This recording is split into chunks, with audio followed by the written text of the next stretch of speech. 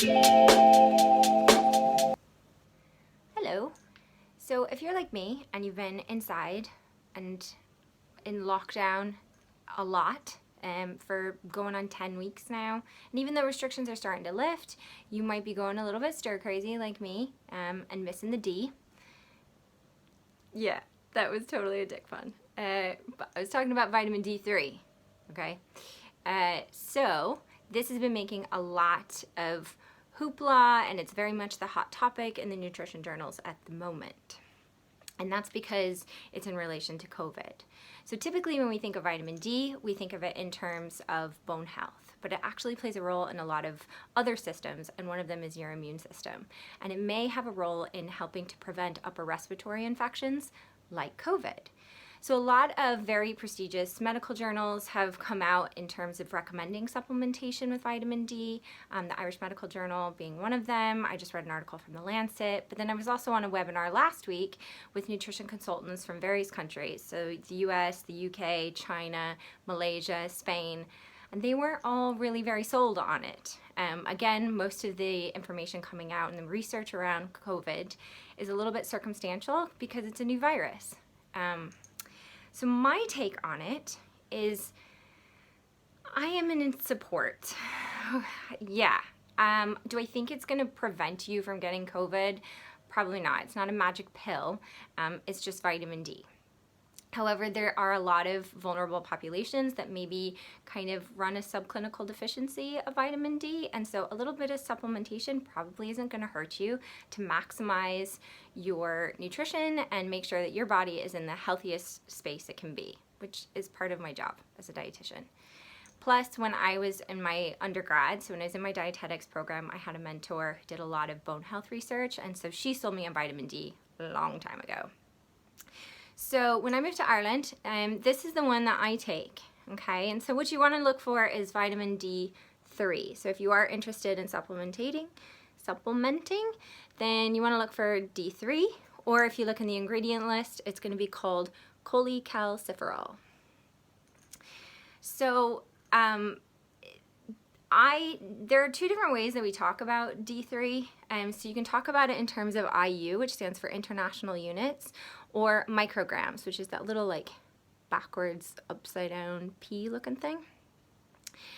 And the amounts you want to take are, I'm going to give you the references from the Institute of Medicine, or the Recommended Dietary Allowances. So if you were under the age of 1 and you had, so say you have a breastfed infant, and this mostly applies to breastfed infants because if you have a formula-fed infant, your formula is fortified with it.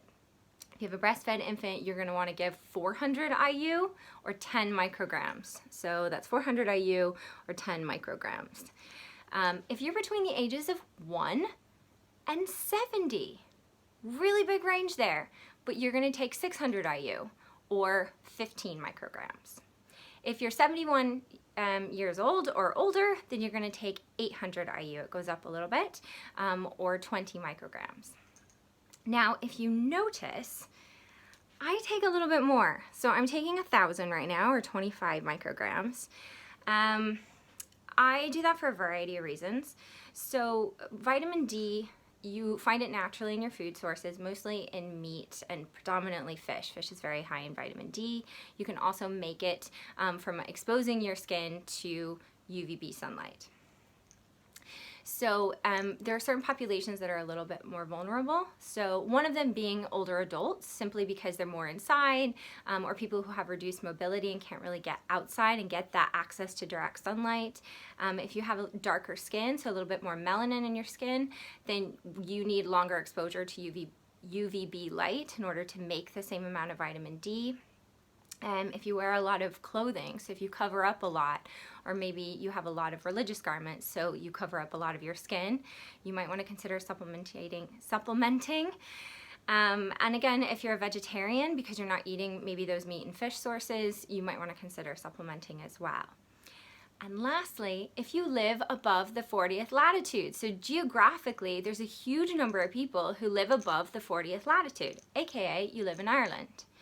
So for me, I live in Ireland. When I go outside and I do have access to sun, I slather myself in sunscreen. I've had way too many friends that have had melanoma, and it just really scares me. Plus, I just don't like the damage. So I slather myself in sunscreen, which is a barrier to my body being able to make vitamin D. And then I don't really like fish. I feel bad saying that, but I grew up in the desert, so it's not something I would have had a lot of growing up, and I have tried very hard to eat more of it. It's an ongoing process for me. So I choose to take a little bit more. Now there is an upper limit to this. You can't reach toxicity by sunlight alone, okay? So your body will never become toxic just because you were exposed to a lot of sunlight. But it can become toxic if you oversupplement or if you eat too much in the food supply. It's very rare that this would happen, but the upper limit is 4,000 IU. Now, some people are prescribed a pharmacological dose that's above that, but you would be prescribed that by a doctor. So your doctor believes for whatever reason that that's appropriate for you. So this information does not substitute that in any way.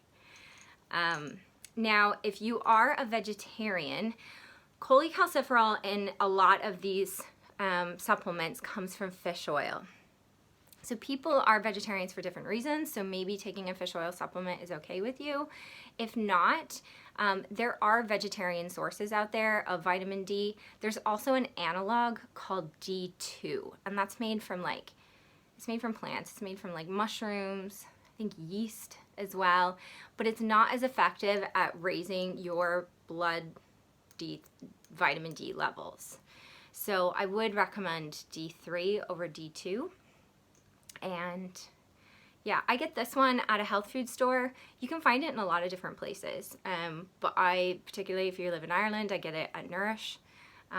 It's not too expensive, and you'd want to take it with something that has fat. So you just eat it with a meal. Most of your meals are probably going to have some kind of fat in it, and then you'll just eat it with your meal. And you just take one a day, and it just helps you kind of maximize, like I said, you're just maximizing your nutrition to the best that you can, because it's a scary time out there. So I think more important than ever, we need to make sure that we're doing the best to take care of ourselves, whether it be mind, body, emotional well-being, a whole holistic approach. So this is what I take.